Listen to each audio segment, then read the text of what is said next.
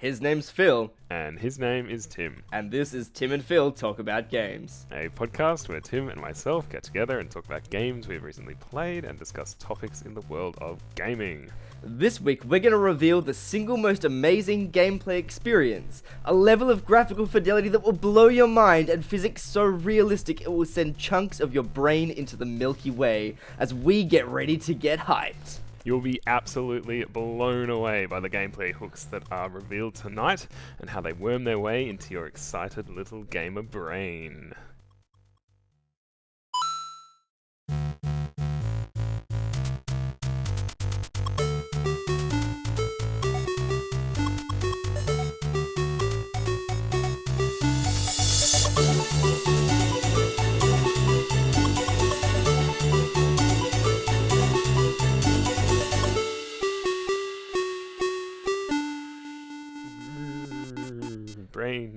Brain worming.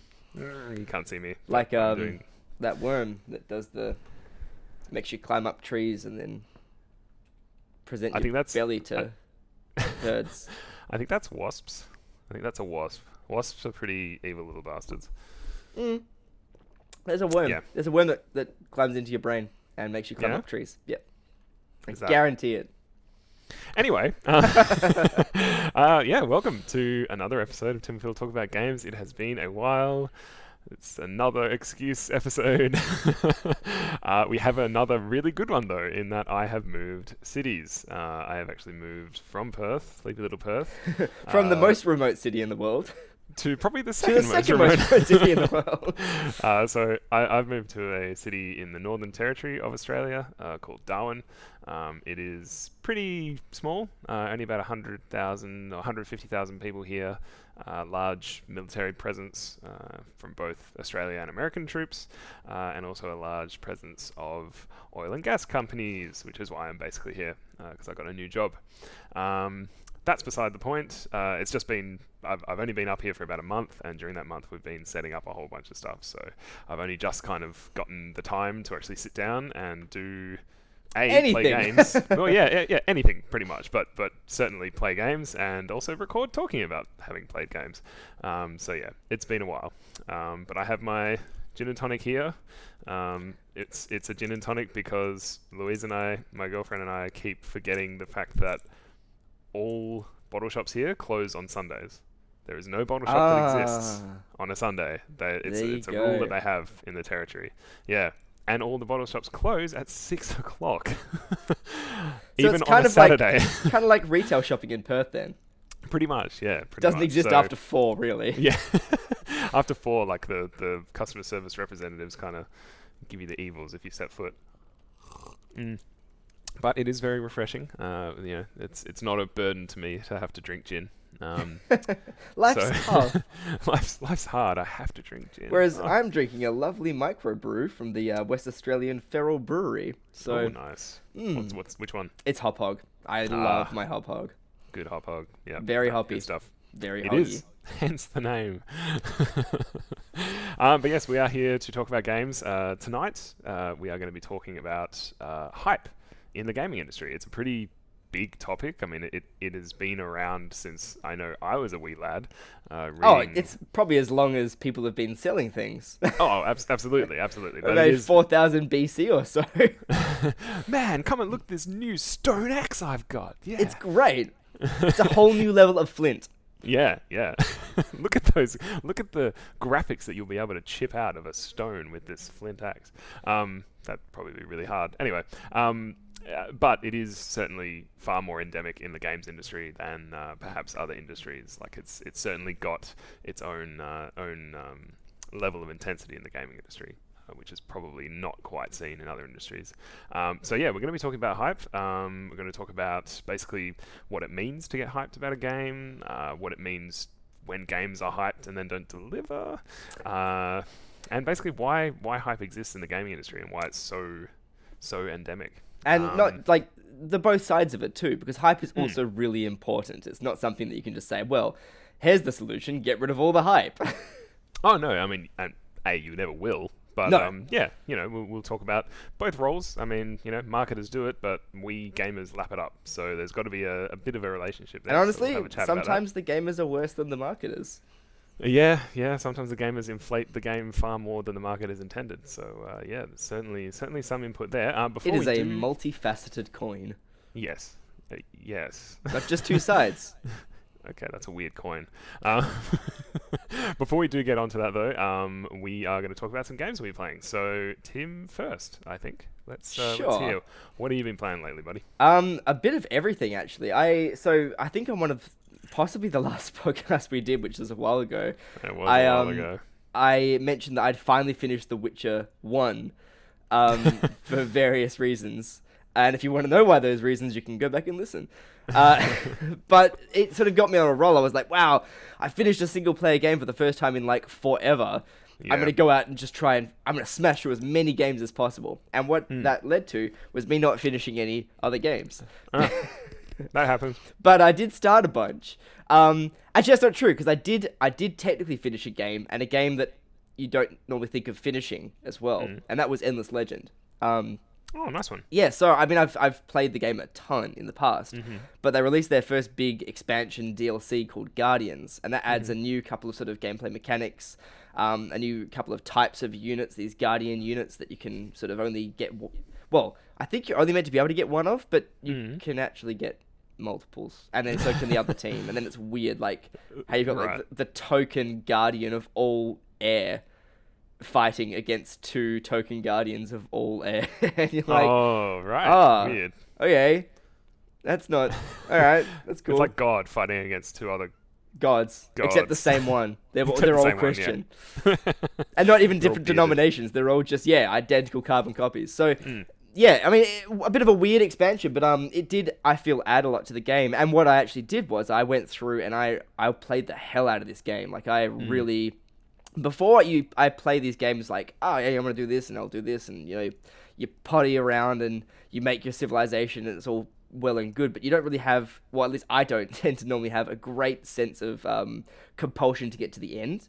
For me, it's like, it's turtle down, research all the different technologies, build up a bunch of units, and then sort of lose my interest in the game after about 100 hours. Right.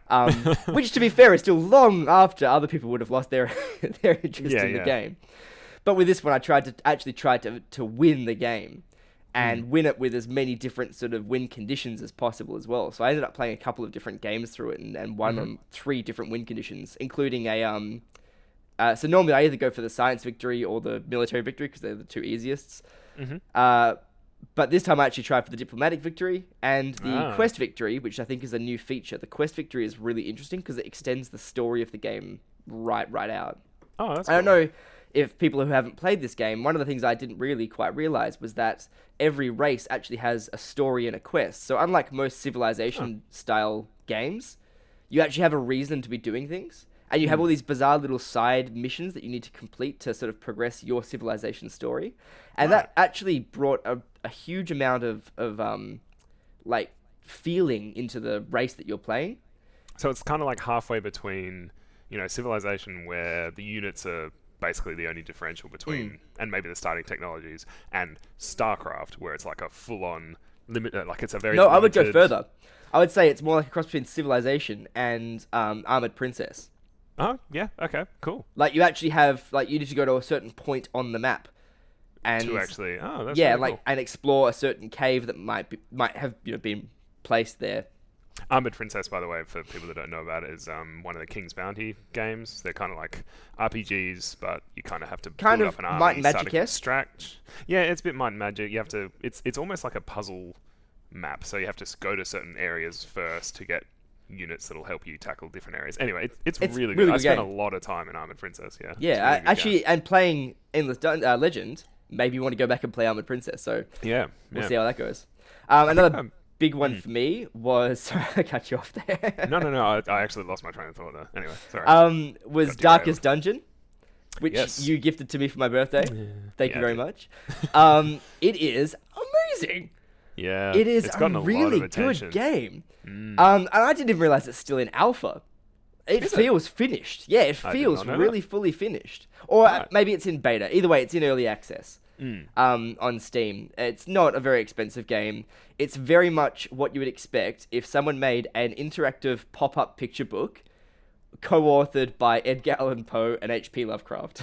Right. Okay. It is weird, depressing, fantastic, awesome. It's a really, really good game. Now, I did want to ask you, so a lot of attention has been paid to the game because it does depict things like depression and mental illness and makes them quite integral to the game, like the gameplay and all that kind of stuff. Well, you collect mental illnesses, like not in a good way, like they're Yeah, bad exactly. for you. So what, I mean, as someone who has an interest in this, like what kind, like do you You're like, feel... as someone who has a mental illness, what do you feel? No, I mean, not necessarily that. I mean, like as someone who, obviously, you know, you got... Yeah. I wanted to put a fine point on it, but thanks. I mean, a lot of people have criticized it for kind of being maybe a little bit too glib with it. It is a little flippant with it, but at the same time, I don't think it was ever meant to be... Like, I don't think Battlefield 4 was ever, like, a expose on what it's like to live life with injuries sustained during war. Yeah, true. Like, I mean, it is what it is, and I didn't find it was particularly glib or over the top to the point where it was offensive at all. Certainly, I mean, it definitely spins a bit of an amusing light on some of the illnesses, especially like kleptomania and the grave robbing one, which I can't remember its particular name. Those are particularly amusing the way they're implemented, but I don't think it's in any way offensive or treated in such a way that was disrespectful by any stretch of the imagination. Yeah, I just wanted to clear that up because I have heard a couple of outlets talking about that. So. Yeah, and I can see why people might as well, but I also think you need to just chill every now and then and take something for what it is rather than what you're interpreting it to be, which is something we're going to talk about soon. Absolutely. So other than that, anything? really quickly, I played a lot of Card Hunter because the first expansion came out, and because Card Hunter is now on Steam, which is really quite awesome. I really hope, I really want them to start getting the player base happening because it's such a good game. It's a very, very fun game, yeah. Civilization 5, I picked up all the DLC in the most recent Monster Summer sale on Steam. Got about 115 turns into it, and now the game permanently doesn't work. So that was, very disappointed in that. Damn. Any reason? I have Googled the crap out of it, the particular issues that I'm having with it, and I've uninstalled and reinstalled. I've even formatted my computer and now reinstalled Windows 10 onto it. Like, it's not... I have no idea why it hates me now. Damn. Yeah. So, I think it actually might be a case of certain DLC is conflicting with another piece of DLC. Because even now, like a completely fresh install... it's still giving me absolute grief. So, no idea. And then the last one was Ark, Survival Evolved, the dinosaur survival Rust DayZ look-alike, play-alike, whatever. I don't know what we're going to call these games now. I mean, just to... Sorry, I mean, this game needs special mention because for the entirety of the Steam Summer Sale, like the most recent Steam Summer Sale, it was a top seller. Yeah, like, even when it wasn't on sale. It wasn't on sale, and people went absolutely nuts for it. Insane. Absolutely insane. Sorry, I just wanted to mention that. Yeah, well, we'll probably end up doing an episode on it in the not-too-distant future, to be honest, because it has raised some really interesting questions, and certainly my experiences with the game have been very different to what I was expecting as well. Yeah. I played a lot of DayZ way back when it was early mod days, and then I played a little bit more of it when it became its own project, but it had lost me at that point. I've played a bit of Rust. I've played a bit of, a dozen other pointless grey amalgams of zombie games that have come out since. Like, I can't even remember half their names now. They're just so interchangeable. And the thing that got me with Ark is that it actually it's the first one that feels different at all. Right. And one of the reasons for that is that people aren't dicks. They're not intrinsically just completely dickish, which is, I don't know why they're not dicks. They have every reason to be. Right. I was really quite shocked at the civility of some of the players. But then the flip side of the game is that it's also woefully under-optimized. It makes my computer cry, which not many games do. Yeah. And so it's just, the game fights you. Like, it's it's so much promise. It has a lot of fun attached to the peripheral of the game, but the actual interaction of the mechanics is just mind-boggling. Right. Okay. Yeah. But yeah, that's Alright. me. Cool. How about you? Well, yeah. I haven't, as I said, I haven't really played a heap since moving up here, just because. Uh, well, one reason is that the apartment that I'm renting at the moment for the next 6 months or so, or 5 months now, because I've been here for a month.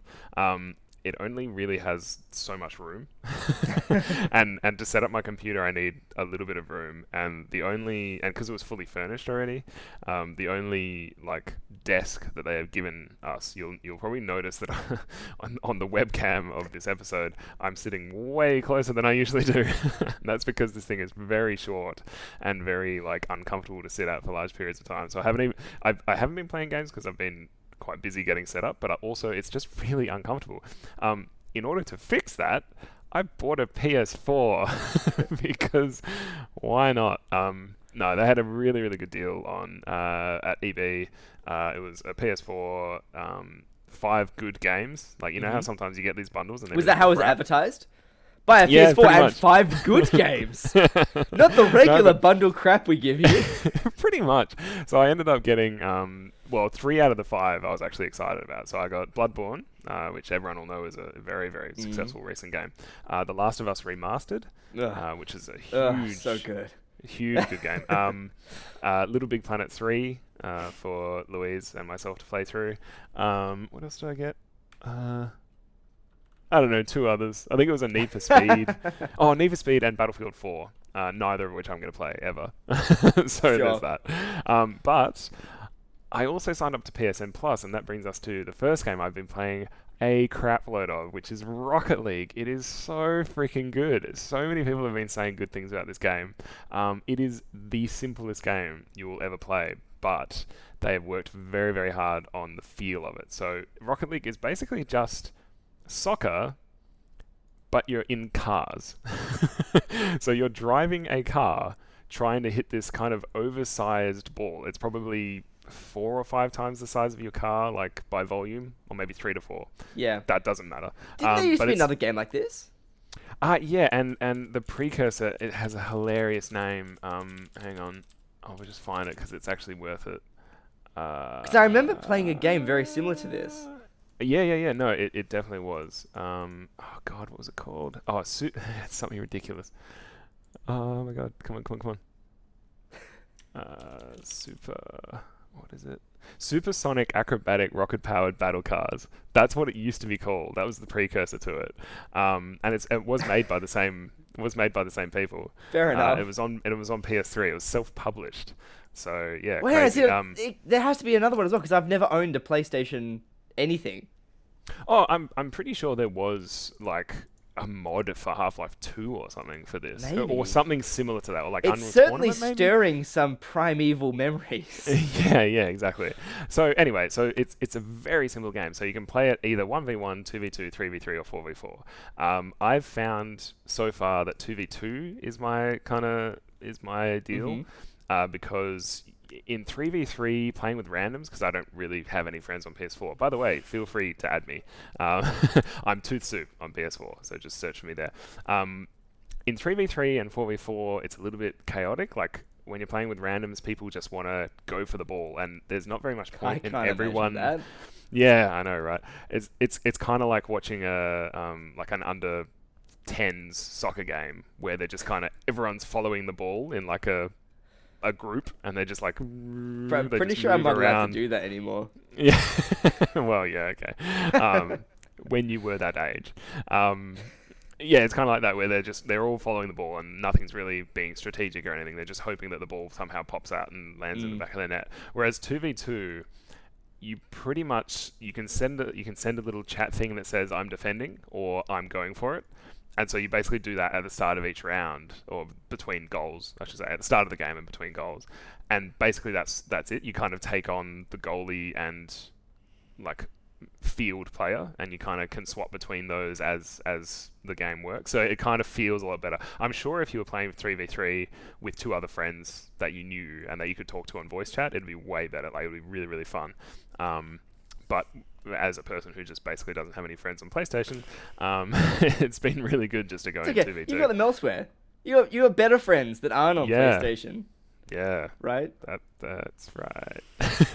But yeah, that's what I've been playing on PS4, and it's been really, really fun just to come home from my job, where I'm learning a lot of new stuff, and plonk myself on the couch and just play like a few games of that just to kind of unwind. And it's really fun, and I don't feel pressured to win. I don't feel pressured to do anything else but just have fun with it. So that's really good.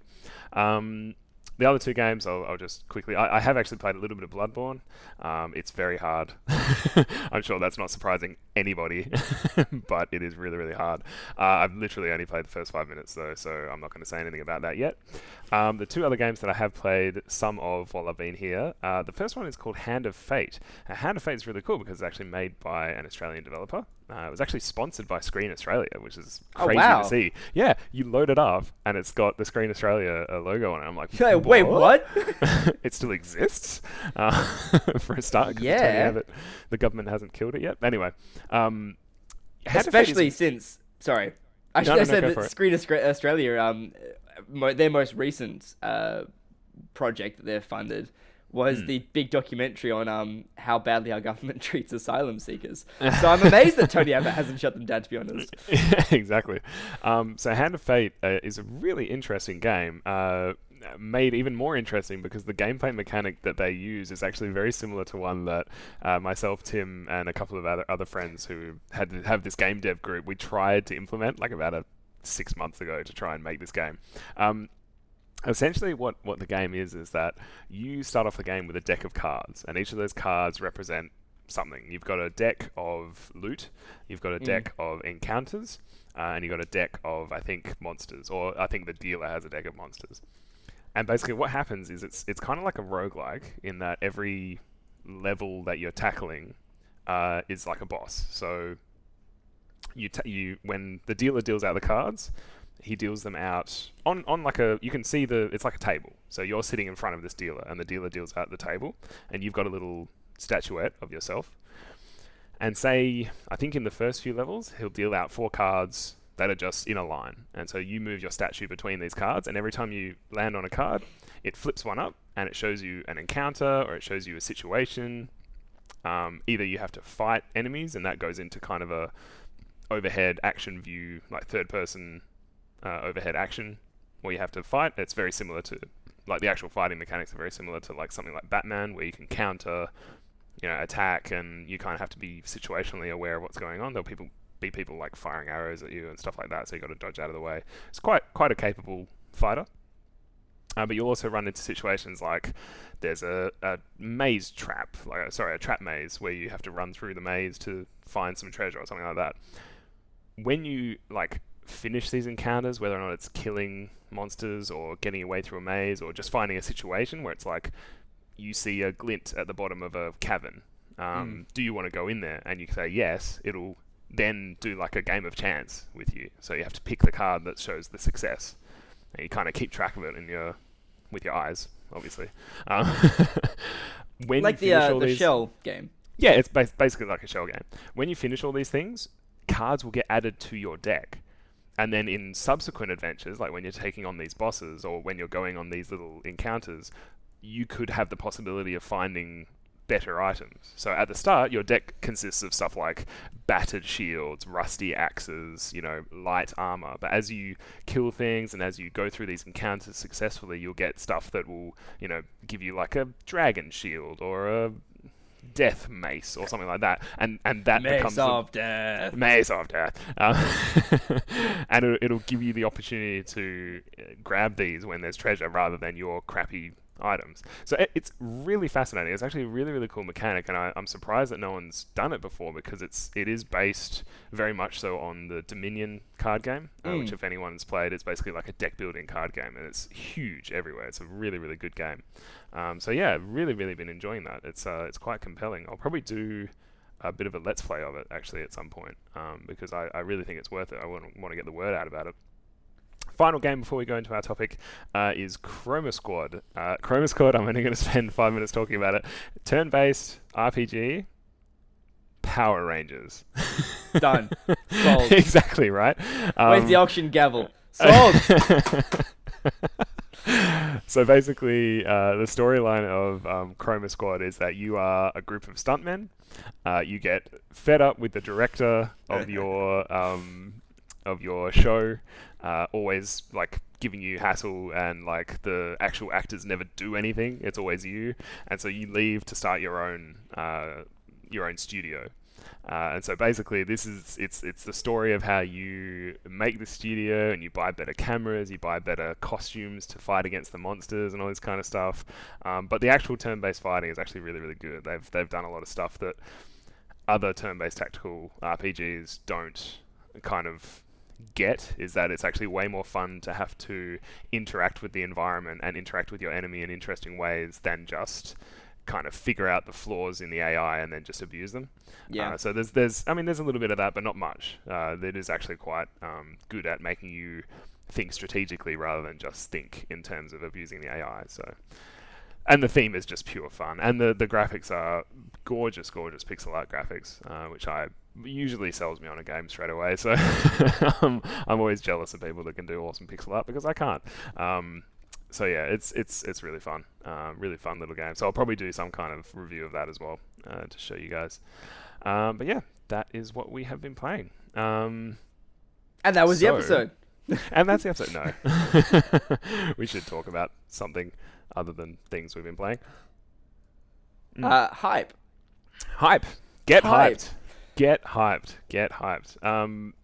So, what does hype, I guess to start off the discussion, what does hype mean for you? So, What's your earliest memory of being hyped up for a game? What is your earliest? Jeez. What is the first game you got hyped for? Earliest game I ever got hyped for was Rock and Roll Racing on the SNES, I think. Oh, good choice. Good choice. Because I remember it wasn't available in Australia. Right. And then someone had a copy on the Famicom, like an imported Famicom from memory. This is a long time ago. Yeah. Very hard to remember the exacts of it. But I remember playing it. I was like, my God, this is amazing. This is the best game ever. No game will ever be better than this. And I was right. And then I remember hearing that it was coming to English consoles, to the Super Nintendo rather than PAL, just the Famicom. Yeah. And I was so excited. I was like, oh my god, we're gonna find a copy of this. And then we couldn't find a copy. And then someone did find a copy and told, I think, my parents. I was gonna say my parents at the time, but they're still my parents. But at the time they told my parents. Yes. And we got it. We got a copy of it. And I was stoked. Man. I was so excited. And I've still got the console today. Like, it's still, in fact, it's in the other room right now. I'm not even kidding when I say it's hooked up to the TV. I can get it. Hang on. I'm gonna go. Hang on. Talk. Okay. Rock and Roll Racing is actually really awesome. It's made by Blizzard, which some people may not be aware. And there has been rumors of a Rock and Roll Racing character being introduced to Heroes of the Storm, which is their MOBA. They've already put in the Lost Vikings, so it's only a matter of time until they put in a car. There's already a tank. So to prove it, here is I quite legitimately. It's got my address written on it. So yeah, I quite literally have it in the other room. I was legitimately playing it 2 days ago. That's awesome. That's good. Yeah. So how about you? What was the first? See, I'm still hyped for it. You're gonna go and play it after we finish here. Yeah, I so am. First game I ever got hyped for was probably a Batman side-scrolling beat 'em up on the SNES. I honestly can't remember the name of it, but I used to get a subscription to NMS, which is the Nintendo Magazine System, because that's an awesome name for a magazine. It was a magazine about Nintendo, as you might imagine, here in Australia. It was quite weird for its time, actually. There was a lot of random stuff that I've gone back and looked at, and it's like, man, it's just kind of like a little adult. Maybe, like, I think a lot of it went over my head, but if I had right, okay, I get what you mean. Yeah, like kind of adult humor. Anyway, and yeah, this Batman game just looked the tits. Like, it looked awesome. And I remember hiring it out from the local video store, as you did back then. And yeah, it was okay. It wasn't great. I mean, it was a beat 'em up. I kind of never really got beat 'em ups, to be honest. Not even Battletoads? No, I mean, I played that back in the day on the NES, and it was really hard. And I remember the time that I got through the stupid side-scrolling... The hoverbike level? The hoverbike level. I remember I got through that, and I was like the happiest boy alive, and then I had to go home, because it wasn't my NES. Right. It was actually it was a friend's NES, and I was like, yeah, and that was the last I ever played of it, so... but yeah, I kind of got hyped up for that, and because they rated it like 95 or something like that, so even back then there was like this tendency to overrate games. So that was also your first experience with hype, like deflation as well. Yeah, exactly. Yeah. Which I guess is basically the definition of hype, right? So definition. I wrote down what I think is a definition of hype before we started the show, which is kind of like it's when you really want the game to be the game that fulfills all your expectations. So it's basically the differential. Hype is taking advantage between of the space between what a game is, like what a game will be eventually, and what it is in your mind at the time. So when you see a game trailer, that game is like, you can't help yourself. You're an imaginative person. Like, all of us are quite creative with imagination. Well, most of us anyway. And we can't help but imagine, oh, that game is going to feel so good when it comes out. But what you're imagining then, at that moment, when you're getting hyped up for a game, and what the game actually ends up being, there is a definite gap in, like, content and polish and controls and physics and graphics and etc. Which I think kind of pretty well defines what hype actually is. So it's funny, because the official definition of hype, if you go to Merriam-Webster or another dictionary, legitimately says that, well, in fact, every single definition, because like 7 different definitions, they all include terms that imply that it is not worthy or worthwhile. So that it all says, so for example, it either says it's exaggerated publicity, or it's an ingenious or questionable claim, or a swindle, or a deception. Like, these are all definitions that are given for the word hype. Wow, that's a bad rap. The most popular, the most positive terms for describing hype still say things like to stimulate, excite, or agitate, usually followed up by the word up, so to hype up. But even the example that they give is not like a positive example. So the definition is positive. Oh, it's to stimulate or to excite. But it's like the examples that they give in context are all things like, oh, you know, it was hyped up beyond possible expectations, or right. It's very interesting that the word, while positive, seems to have a lot of negative connotations intrinsically attached to it. Yeah. Well, I mean, I guess that's as a result of the context in which we use it, right? So, essentially, I mean, we should explain to people that haven't ever jumped aboard the hype train for anything, and that is a common like usage of the word you're going to see everywhere, is the hype train, like, all aboard the hype train. Woo, yeah. Woo. Basically, it's part of it. It is an intrinsic part of the advertising world with regards to games. Like, you have games just seem to be very able to be hyped up, like years before they're released. Like, you will get vertical slices of games. I just realized how much of an idiot I am. Oh, what do you mean? Well, because let's think about the etymology of hype. What? Go on. Well, it's the truncation of hyperbole, isn't it? Or hyper, I guess. So more than. Yeah, more than. Yeah, hyper. Yeah. Yeah, actually, so of that's course a good point. It's negative. Yeah, that's a good point. Yeah. Okay, so we're tools. Anyway, but it is such an intrinsic part of games, it seems like because they're able to be shown off nowadays, at least, and kind of in the last couple of years, it's become very easy to show off games far before they're actually released. So you'll get, it used to be screenshots. So you used to get these exquisitely rendered screenshots. They probably took hours and hours of hardware time to actually render. And then they're printed on that lovely glossy paper. Oh, the glossy that paper smells of the so good. You magazines. just pick it up and you're just like, Yeah. maybe not.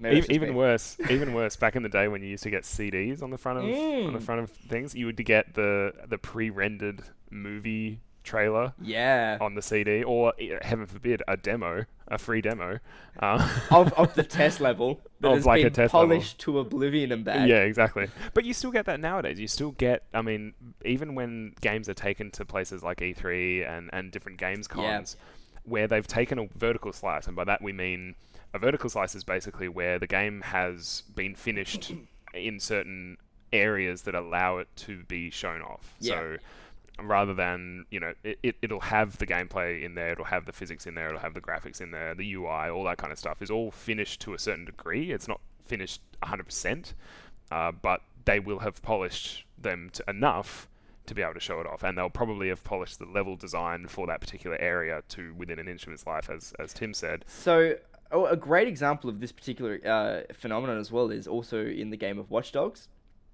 So if you look back at the E3 and the Gamescom and all the other big trade shows, and you look at the videos they showed of, and even the playable demos, and in this case they were, like you said, vertical slices that have been so ridiculously polished. But not only that with vertical slices, is that vertical slices might include features of games that won't actually be in the final game. Yeah, exactly. And this was a perfect example of that, because half the things they showed in this vertical slice demo simply did not make it to the final disc. And one of the reasons I just need to turn on the air conditioning 1 second. of that, you keep talking. Sure, my turn. Is that the game simply didn't work at that level of graphical fidelity in other areas. So what you were seeing in terms of the vertical slice was this hugely polished thing where there were lovely rendered shadows, the rain came down off the bridge and the way it dripped off the sides and the reflections on the bottom. And they were like, this is great, but as soon as you try and apply any of these techniques or effects to anywhere else in the game, it doesn't work. There's too much detail and the system can't handle it. It can't render that amount of detail at that graphical fidelity elsewhere in the game. But in this one intersection, it worked. and that's the problem, is that people and like, that's fair enough for game developers. I mean, I know they want to show off their game. I know they want to get well, and they do have to. That's the thing. There is definitely pressure, to play devil's advocate a little bit for the designers and the developers. There is pressure from their publishing houses and from the fact that games cost money. I mean, they definitely do cost money. And if you have an easy way to guarantee people getting excited about your game, why wouldn't you use it? You use every tool in your arsenal at that point. Yeah, absolutely. And, it works. Let's face it, like, people bought a whole ton of copies of Watch Dogs. Yeah, I bought it. Yeah, you did, and you're usually immune to this kind of thing. I was so disappointed. Yeah, for so many reasons. Yeah. And we talked about those reasons in a previous episode. You can listen to that episode by going to the episodes page of our website. But yeah, I mean, that brings into the fact that that kind of dovetails with the fact that we were going to talk about the fact that if I say the word fact one more goddamn time, I'm going to punch myself in the face. Because I can't do it for you. I know, You're too far away now. You can't reach through the screen. We believe the hype as gamers. In fact, most of us. We're worse than the publishers in many aspects because we reciprocate the hype. Yeah. And nowadays, because we've got social media where you can retweet things, you can share things. I mean, just the other day... And Reddit. Just the other day, Tim, I saw you post a gameplay video for the... what is it? For Warhammer? The Total War video. Warhammer? Yeah, Total War Warhammer. Oh my god, that looks so good. Exactly. But that's hype, right? Yeah, it's totally hype. But that's the thing. So social networks allow us to hype up other people that may not have seen these things on, I mean, you follow about 1 trillion different game sites, and so you get all the news. One of our friends... 1 trillion is hyperbole. I follow 14. But you grabbed that video, you looked at it, and you were like, "Man, this looks sweet." You posted. I need to show Kev. Yeah, you posted it on our friend Kev's wall on Facebook, and you were like, "Man, this looks awesome." You also put in, "Please stop." Please tell me to stop. if you don't want this anymore, because I will keep posting. Yeah, exactly. You know, so it is easier than ever for these things to kind of go a little bit viral in terms Absolutely. of getting hyped. I mean, a game like No Man's Sky recently got a heap of hype. Like, And so they're many having people. problems with that now, because now a lot of people are looking at that game for it to be something that they never intended it to be and don't really Yeah. want it to be. Yeah, it's really interesting the fact that I mean, that's probably something we can talk about later on. How hype can influence influence game developers badly. But yeah, I mean, it's really hard to walk that fine line of showing off your game, but not raising people's expectations too high. Because a gamer, we're very optimistic people, I think. Oh, yeah. A lot of gamers. Well, I should say, More than we mean, have any I am. right to be. Yeah, I am at least in that when I see a game that looks interesting to me, you know, has all the markers of a game that I think I would enjoy. So basically pixel art, you know, some interesting mechanic, doing a retake of a genre that has been lost to, you know, time immemorial. Yeah. That will get me interested. It'll Get you even get me salivating? hyped. Yeah, it'll even get me a little hyped. Just a little but wet around the lips. yeah, exactly. Because I immediately, as a person who has played a bunch of these games, I'll immediately draw on both my imagination and my nostalgia for that first time of playing that particular genre or that particular type of game. Or the game that has never existed. Yeah, The game that's been in your head the whole time, and you see the trailer, and you're like, oh my god, this could be it. This could be the game. This could be the one, and it's a combination of I all got these things. 4 words for you, Phil. What's that? Tom Clancy's The Division. Oh my god, that game has been around for like 3 years now. And It's this is the vaporware. funniest thing is that this is a game that the first time we saw the trailer for it, when it was first announced at E3 in Yeah. 1982, I think. I think didn't Captain Cook see it when he was arriving in Australia? Or No, something? it's in the Bible. It's actually at the Last Supper. Jesus was like, guys, there is this. And if you see him, he's like, guys, there is this new game out. I'm doing the white arm thing, and there's this new game out. And Judas is like, what's it called? And he's like, it's called Tom Clancy's The Division. It could be the best thing ever. And then yeah, he died. Yeah, well, Judas was actually an EA representative. Yeah. But so this game looks amazing, and the first video came out, and I was like, "Oh my god, this looks so good!" And I was talking to our other friend Pat, and we're like, "Oh my god, this is gonna be so good!" He's like, "Oh my god, this is gonna be so good!" And then you and I are like, "Look at this game," and you're like, "Yeah, man!" And I'm like, "It's gonna be so good!" And the whole time, all 3 of us were going, "This is never gonna happen. No. This game is not. Everything we're seeing right now is not going to be in the final game. This gameplay is not going to be a thing. The servers that they're putting out, like, it's not going to be simultaneous. It's not going to happen." But every time they put out a new video, I watch it like it's crack cocaine. Pretty And much. I'm like, oh my god, this is still going to be so good. And the back of my head, it's like, you idiot. It's not. You know it's not. You know it's not. But that's the thing, is that it can never be. And that's the problem with hype, is that if a game gets hyped too much, even if it comes out and it's good, even if it comes out and it is a solid game, it will still suffer for having inflated these expectations. I mean, you take a look at, like, I don't know, any of the Assassin's Creed games. I mean, every single With time the exception of Black Flag. Well, which was actually a good game. Which was phenomenal. Yeah, they hype them to within an inch of their lives, and people want them to be, because Assassin's Creed has such promise. Like, it's a good series, and there are good games in it. But every time people feel like, yeah, they'll finally get the feel of the combat right, or they'll finally get the feel of X, Y, or Z right, and it never happens. Well, crowds, yeah. But we imagine all these worlds. We imagine the way that they're going to fix it this time, and they feed it. Like, let's not Oh, absolutely. take all the blame onto the gamer, but they feed that. And by the time the game actually comes out, even if it's good, even if it is a solid game, as I said, it will suffer for the fact that it's been hyped up. And these expectations that we have are like up here, and the game delivers around about here. You know, it's really hard to actually temper those expectations, because, as I said, gamers are an optimistic bunch. Like, we want to believe what the people are, what the ad people are selling us. Yeah. Like, you really want to believe. We're And like this is Mulder. one of the things where I think open development is starting to be a really interesting sort of mechanism, because open development has the possibility of showing people exactly how the game is at any given time. Well, either or, right? So either open development, like completely open development, or indie games which come out of nowhere. Right, with And no... you have no expectation. The problem is, though, with that second one, indie games that come out of nowhere are not guaranteed to succeed either. No, that's true. There is And not even totally guaranteed to gamble there. succeed, but they're not even guaranteed to make money back. Like, they could just disappear into the ether. You can launch it, and then not a single person sees it, plays it, whatever. Does anything with it. Yeah. So you don't know if it's going to be, achieve anything, even just in terms of 10 people who aren't your family play it, sort of thing. Yeah, So... exactly. And that's the reason why hype, right? Yeah, Why exactly. Hype? Because of that. So Because even if you don't do a good job, so here's a really good example in my mind is a game like, for example, Endless Space. Sure. So we've just talked about in the beginning of the show that I really like Endless Legend. Phenomenal game, sunk hundreds of hours into it.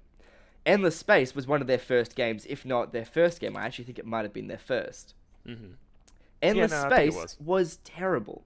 Although there are still some people who really like it, and power to them, because if you can find fun in something that I think is without, redemption, then you're a better person than I am, and also probably a happier person than I am, and I don't begrudge you at all. But this game was not particularly good, but it was hyped. Like, it was hyped fairly well, because it was a new launch of a platform, the Games Together platform, where it's kind of like Kickstarter, except not really, where people who pledge more have like more votes, where they can vote on things within the game design. The developer does? Yeah, it's a bizarre system. It's like halfway between Kickstarter and actual publishers. So an interesting concept.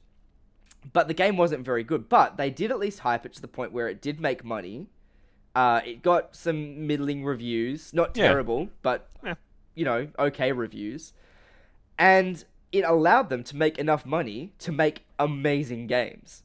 And in this case, we're talking about Endless Legend and also Dungeons of the Endless, which are both phenomenal games. Yeah, they're both really good. So in that case, the hype was used to make money, but it was because they had a good dream and a good idea and a good vision in the first place, just not really the experience to capitalize on it at the very, very beginning.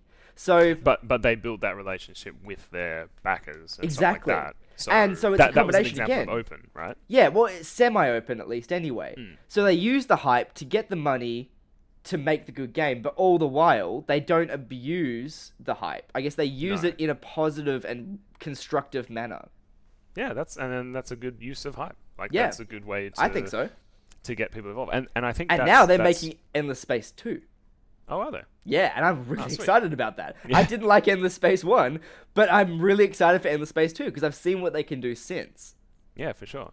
And I mean, that's the thing, is that it seems like there's hype, like AAA games, generally speaking, that they ride the hype train. Like, you see their posters on buses. You see the posters on trains. Battlefield 4. You see their buses and train. Like, you see their posters literally on hype trains. But indie developers don't have the funds or the experience or the marketing team to actually do that kind of stuff. The best that they can achieve is basically to be open with their players and open to their potential customer base, and to show them, like, we think this game is going to be awesome because of these reasons, not this game is going to be awesome because look at this shiny thing, which I think is kind of a healthier way of doing it. And it's probably why, even though I don't like participating in it, like, I actually really, I've never really gotten into an early access and kind of gone onto the forums and given my feedback and beta tests and stuff. You've certainly got into early access, but you haven't participated in the community side of it. Yeah, no, absolutely not. I just don't have the time, basically. I just... Or energy, or will, or...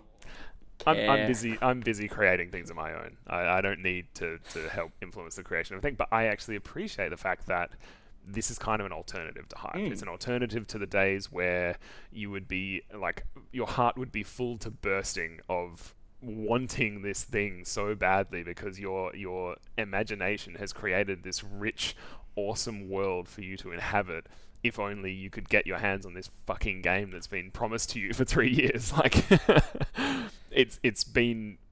I think it's far better to temper people's expectations with a little dose of reality, Yeah. but still give them something to enjoy looking forward to.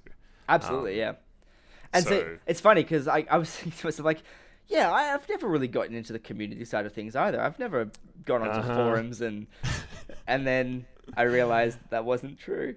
No, that's definitely not true. Which brings us quite nicely onto our little section that we're going to put here at the end, which is games that we have been sucked into the hype train for and that have been overhyped, that have kind of failed to deliver on things. I'm not saying that this one will, but what's the name of that game where you've spent maybe thousands of hours posting things on subreddits and forums and listening to podcasts and... Star Citizen? Yeah, it's Star Citizen. It's Star Citizen, isn't it? Yeah, so that's cool. That's a thing I have.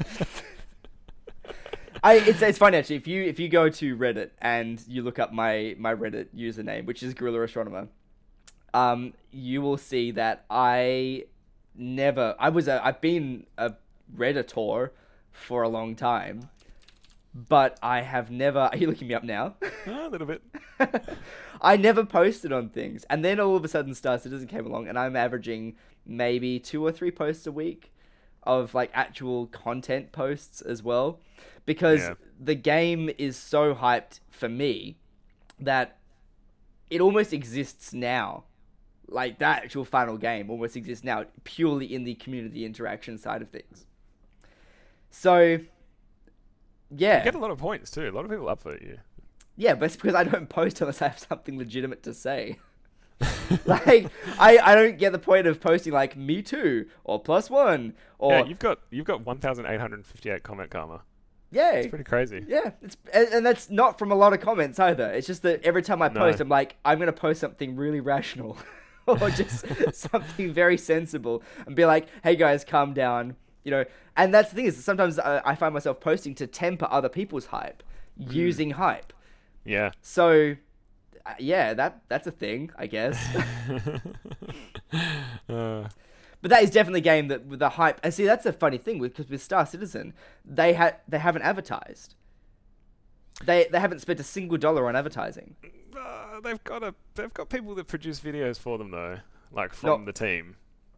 They're produced internally, and they're posted on the website, but they're not posted like adverts. Like they're actually, if you actually have a look at the adverts for the game, they're posted in universe for the people who have already pledged. Yeah, I know. But to say that they don't post anything is kind of... No, but they don't spend money on advertising is what I'm saying. They have $0 in their advertising budget. All the advertising is done... Oh, they will eventually. Absolutely. But at the moment, I mean, the 1 million backers that we're nearly at, and the $50-60 million of...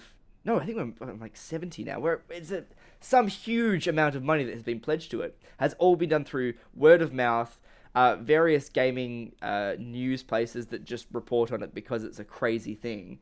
And through people and the pledges themselves hyping it out to other people. Oh, that's the thing. That's what I'm saying is that it's not traditional hype. It's the hype that we've just been talking about. Yeah. Where it's an extreme example of it. Yeah, it really is. Yeah. And it's got to the point now where so there are some high profile people out in the industry who have started to take offense at the whole Star Citizen project, for whatever reason. Some of them, probably. yeah, I think it's jealousy. Some of them, I'm not going to mention names because I don't think that they deserve it, but there are some certain people who have made a big fuss about the whole Star Citizen project, the way it's being developed, the style of open development that they're doing, the amount of money that they've raised, and the feature creep that they're sort of accusing that has been attributed to the game. And those people have done nothing except create more hype for the game. It is so funny how what they thought was a really big expose that is going to, send Cloud Imperium games to the Fair Trade Commission and all the other regulatory bodies, has actually just got a whole heap of people interested in the game and funding continues. Yeah. It's and the hype continues. People still get really excited. Yeah, absolutely. I At certainly pace. don't have a countdown on my phone telling me how long it is to the nearest second before the Gamescom release. God damn it, man. When is it? It's 6 days, Really? 30 hours and 26 minutes and 40 seconds. Cool. Yeah. No one's gonna call you on that. Yeah. Okay. Well, I mean, I was gonna say every MMO ever, Yeah, basically. We've both been caught in this one. totally. Uh, Especially, I remember because we were playing, well, certainly I was playing, and you were sort of playing Age of Conan at one played point. it pretty hardcore for a while. And I I do loved with that every game. MMO. And then we were like, oh man, this new game's coming out called Warhammer Online. It's going to be amazing. And then that was like, oh, it was pretty good, but we didn't really play it for that long. And then people were playing that, and then it was like, oh, it kind of dropped off. And then what do we move on to next? Ion, was it next? I didn't play that. I didn't ever play that. And then it's Probably like the next one was Guild Wars 2. every subsequent MMO just sort of like, oh, and then we're going to play this, and no, and then we're going to play this, and no, and then we're going to... I don't really feel like playing anymore. Well, it's just like every single time they keep saying things like, you'll actually be able to do proper PvP and you'll actually have endgame content, and then Yep. they never do. And I think the most Never recent one for do. that, for me especially, was Elder Scrolls Online, which is a game that Mm. I still jump into every now and then. And as a guy who is a ridiculous level of Elder Scrolls fan, to the point where it's, Elder Scrolls tattooed on my body, even I look at Elder Scrolls Online and I'm like, guys, why? All the things that you promised, all the hype that was attributed to this MMO, how it's going to change crafting forever, and it's going to change the way we do open style questing, but it really isn't. It really, really isn't. I even had an example of this very, very recently, like 3 or 4 days ago. Yeah. Where one of the Gamers with Jobs guys, Certus, who I think is Sean Andridge. I'm pretty sure it's Sean Andridge. He tweeted a thing saying, Skyforge, like, I'm now downloading Skyforge because, MMO and it's going to be great kind of thing. Like, and I tweeted back to him and I said, the golden downloading hour of MMOs, when they actually seem like they might just this once offer something new. And less than 15 minutes later, I had started downloading it. And I downloaded You had? it. Yeah, I have downloaded man. it. It was 11 gigs, which on my new internet connection did not take very long at all. I played it for, I would say, less than 10 minutes before I realized that it was exactly the same as every I'm other looking at MMO. screens at it now, and I'm like, It the looks character very... creation looks pretty cool. It actually, I mean, in terms of graphics and stuff, it is a very sexy looking game. But the very first thing that I did was go in, attack a few random dudes with my... And collect entrails and sell, like, boar tusks back to I'm the not fucking... even...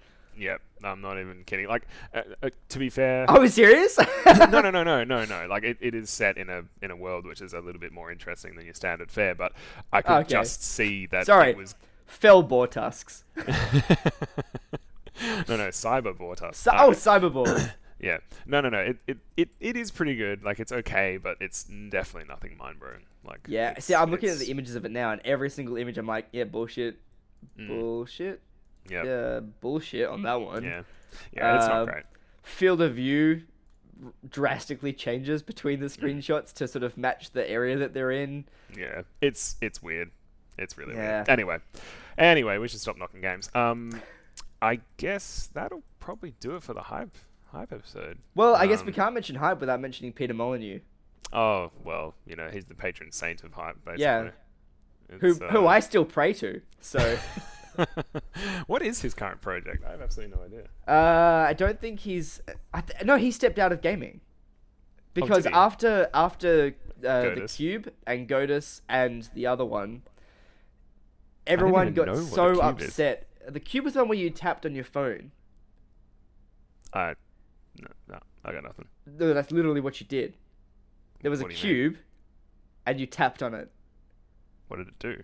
You chipped away bits of the cube. That's it? Yes. Because the How did irony he hype that one? because the irony here is that is that he was saying it was this experiment to see how far he could push people, essentially. Oh, that guy. What a champ. It was to see, but the hype was what is inside the cube. You chip away and you chip away and you chip away, and eventually you're like, and he said that what was going to be inside the cube was going to be life changing for whoever got it. Like, it was one thing inside it, and one person could get it, and it was going to be life changing for that person. And what it ended up being was it was like a god position in his next big game, which was Godus. But it never really sort of eventuated. Development woes. Like, the problem is that he dreams so big, and you can't blame him for dreaming big. But he reached a level in the industry where people were starting to take every word he said as gospel, when what you needed to say was, this guy is a revolutionary thinker, but not a revolutionary doer. He's not a revolutionary doer. No. I loved Fable and Fable 2 and even Fable 3. Like, I loved these games that were fantastic. They certainly didn't mete out every single thing that he said that they were going to have in them, but I still loved them for what they were. But it got to the point where it was getting ridiculous what he was sort of promising. And I guess people, and this is the problem, is part of it was that the press would say, what's in your next game? And why is this going to be cool? And he'd be like, oh, for these reasons. And they'd be like, oh, yeah, I guess that's kind of cool. And he'd be like, and also this reason. And they'd be like, well, that's groundbreaking. But he's just made it up on the spot because he's like, hey, that's a cool idea that I can say. But he has no actual concept of implementing that idea at all. So I can totally see where it came from, like a semi sort of goaded sort of thing where the media sort of tweaks it and eases it out of him. But he also needed to learn self-control. But like I said, I still enjoy his games, and if he releases another one in the future, I will probably buy it. Well, I guess we'll have to see whether or not he eventually makes a game that lives up to the hype. But, that's assuming, of course, I'm doing anything other than playing Star Citizen. So probably never again. No. Once that hits the floor, it's gonna be goodbye, Tim. That's basically when Taptag's going to end, because every single episode will be, so what have you been playing, Tim? Star Citizen. Star Citizen this week. Yeah. In fact, I'm playing it right now, Phill. Yeah. The topic for Star Citizen is Star Citizen. Also, we're changing our podcast name to Star Citizen. Yeah. It's now called Tim Plays Star Citizen. There's no more Phill. Yes. Tipsk. Yeah. Doesn't really roll off the tongue like Taptag. No. It'll do. Okay. I guess that will do it. Before we go, I did just want to let people know that I am going to be trying to start streaming soon. Not me, because I live in Perth and we don't have the internet here properly. Exactly. I've moved to Darwin, where ironically it's a way smaller town, but it actually has way better internet. So I'm on the NBN, which means I can actually upload things. We tried it this afternoon, and I to varying degrees of success. Yeah, it's apparently. So apparently this is the issue, right? Apparently, when you're streaming from Perth, from Australia, and the person who you are watching is not a partner or isn't like popular streamer, apparently there's some issues with buffering and demanding the bandwidth to actually see that person. It's kind of like when you load up a YouTube video that's not very popular. It can sometimes take quite a while to actually load. It's because it's not allocating you the broadband, the bandwidth that you require. So it may be a little jaggy.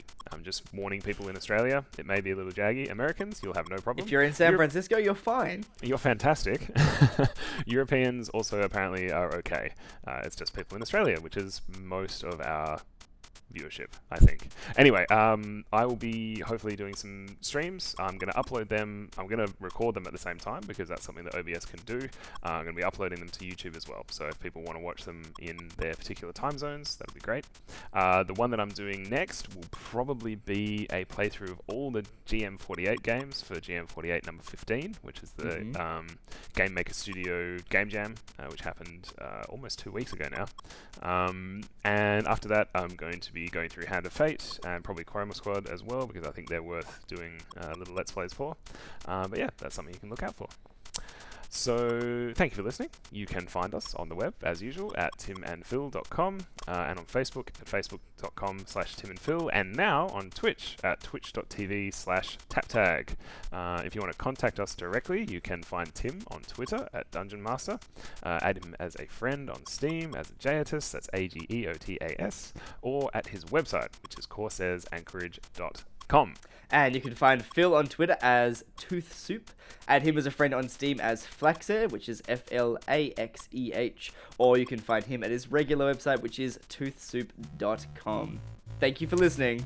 And happy gaming.